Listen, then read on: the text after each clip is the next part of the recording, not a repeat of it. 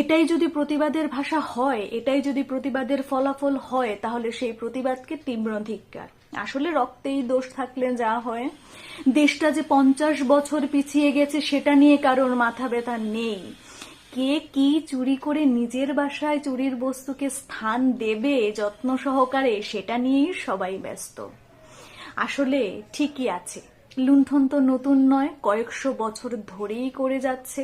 আজ না হয় সেই লুণ্ঠন যে রক্তে জাগ্রত রয়েছে সেটাকে আবার নতুন করে প্রকাশ্যে আনা হলো, আবার নতুন করে প্রমাণিত হলো কয়েকশো বছর ধরেই লুণ্ঠন হয়ে যাচ্ছে।